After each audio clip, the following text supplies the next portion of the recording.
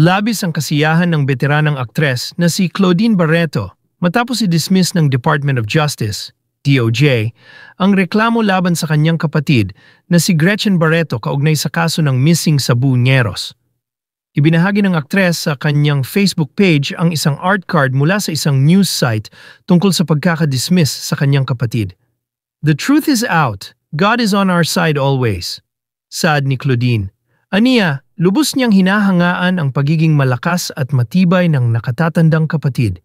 Pagpapatuloy pa ni Claudine, "I will celebrate you from afar while I work and in my prayers. To God to be glory." Matatandaang nadawit ang pangalan ni Gretchen na umano'y may kaugnayan sa biglaang pagkawala ng mga sabungero mula 2021 hanggang 2022. Ito ay ayon sa pahayag ng witness na si Julie Dondon Patidongan na nagsabing isa ang aktres sa mastermind sa umano'y pagpatay sa mga nawawalang sabungero na itinatapon raw ang mga bangkay sa Taal Lake sa Batangas. Ngunit base sa desisyon ng DOJ ay wala sa listahan ang pangalan ng ate ni Claudine dahil sa kakulangan ng ebidensyang may direktang kinalaman siya sa pangyayari. Samantala, nangunguna naman ang pangalan ng kaibigan ni Gretchen na si Atong Ang sa listahan ng rekomendasyon na pinakakasuhan ng DOJ, kasama ang 21 pang individual. At eto na nga po, napakagandang balita ito para kay Gretchen Barreto. Yun pong kaso ng mga lost sabungeros kung saan idinamay-damay po ang kanyang pangalan, kung ano-anong akusasyon ang ibinato sa kanya. Eto, napawalang sala ng DOJ, nakalusot sa kaso. Yun ang maganda at Merry Christmas talaga ito para sa kanya. Isang magandang pamasko, magkakaroon na siya ng peace of mind kasi na yung ganito, masangkot ka sa ganitong mga kakakaso. Sa katinding problema nito. Diba? Yun ang maganda kay Gretchen, never natin siyang narinig na nagsalita. Wala siyang sinabing anuman kahit depensa sa kanyang sarili. Si Attorney Alma Malyonga lang ang nagsasalita para sa kanya. Sabi nga natin, pag sarado ang bibig ng isda, hindi siya nahuhuli. Di ba? Hindi gaya ng iba na daldal ng daldal, daldal ng daldal. Hindi naman pala kayang panindigan ng mga pinagsasasabi. Si Gretchen talaga, wala, hindi siya kumibo. Pinabayaan niya na ang hukuman, ang humusga sa kanyang depensa. Di ba? Maganda to. Okay na okay itong ginawa ni Gretchen. Ayan, alamin natin ang reaksyon ng ating mga CFMers. Si Juris Dr. Channel, kahit nung unang lumabas ang balitang ito, ni minsan hindi ako naniwala man si Gretchen sa kaso. Mas nakilala kasi natin siya bilang peace-loving na tao, may malaking puso, namimigay pa ng love box, truck na bigas, at laging nakakaalala sa lahat ng panahon ng COVID. Miss Gretchen, Bekenemen, sabi ni Juris, eto. Tapos, nauuna magpadala talaga yung mga taga-ibang bansa. Eto naman ang sabi ni Wating-Wating ng London, promise, hindi ko na ito buburahin anak para wag ka magtatawa dyan. Maliwanag naman po kasi na wala namang direct sa mga nawawalang sabungero. Pero sa Pilipinas, my God, hindi na ako magtataka kung hanapin din kay Gretchen ang Garden of Eden. Baka nga pati forbidden fruit i-issue pa sa kanya. Oo nga naman, kahit ano na lang. Sa totoo lang. Tapos ito naman yung kay Miss Nags ng Belgium. Lagi silang present, may partisipasyon. Sa case po ni Gretchen, wala naman pong ebidensya na siya mismo ang nag-utos. Marami na po siyang pera, kaya sana po wag na po siyang ma-involve pa sa kahit na sino na may dubious dealings.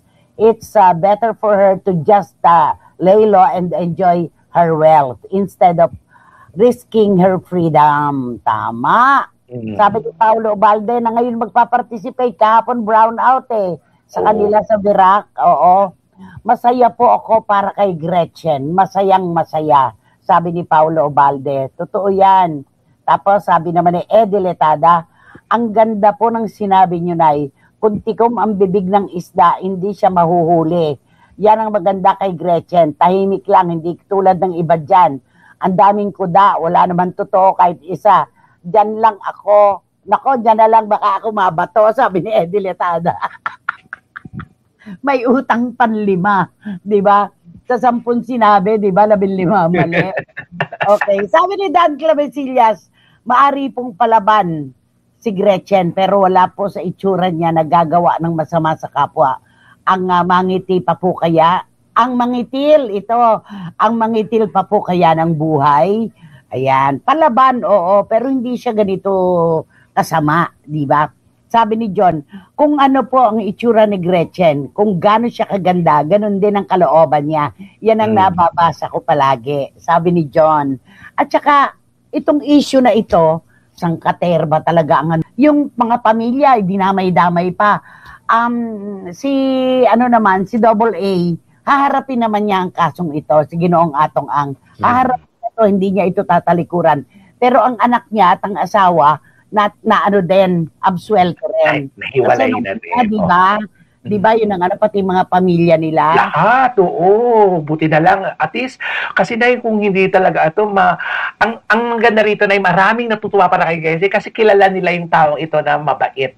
At maalalahanin, mapagmahal sa makasamahan. Ito yun eh. Kaya talagang nagbubuni lahat ang malalapit sa kanya. Maraming maligaya para kay Gretchen. Sabi ni Gyson Magdadaro, buti naman di siya kasama na kasi naiisip ko, pag na-Colombia siya, di bagay ang beauty niya sa preso. Sabi ni Gyson, na-Colombia, nakulong. Yun na ibig sabihin. Ang mga Gyson! Di ba? Oo, pag na-Colombia. Di ba, ganon. Mahabang proseso pa po ito. Mahaba. Sabi nga ng abogado ni Double A, di ba, magsusumite pa ng MR, Motion for Reconsideration. Dadaan pa ito ng Court of Appeals hanggang kataas-taas ang hukuman. Hindi pa po natin alam kung ano ang kahihinatnan nito. Basta parehas na pagtingin ng batas sana ang umiral. Yung kay Gretchen, mahimbing na ang tulog niya kahapon pa dahil na-absuelto siya sa kaso ng mga lost sa Bungeros. At noong naman sinasabi niya, oo, sumama ako nung unay na namuhunan ako. 20 kami. Pero wala akong kinalaman dyan ni hindi nga siguro niya nakita itong mga to eh. Diba? Alamang, kasi parang diba, ay nako, pero ang pinakapunot doon dito, makakatulog na talaga siya ng mahimbing. At wala na siya stress, matatanggalin ang stress. Kahit marami kang pera, hindi mo mabibili ang mahimbing na tulog at ang kapayapaan ng kalooban sa totoo lang. Ano yung paikot ko kanina? Ano ang pinakamagandang cream? Yung anti-aging? Di ba? Happiness and peace of mind. Yun ang pinaka-importante po na anti-aging cream sa buong mundo. Di ba naman, Romel? World, talaga pang buong mundo talaga. Lahat tayo talaga. Oo. Ganun naman talaga dapat. Tapos meron kang kapayapaan ng kalooban. Mamumuhunan ka pa ba? Siyempre, hindi na. Andyan na yan lahat-lahat, di ba?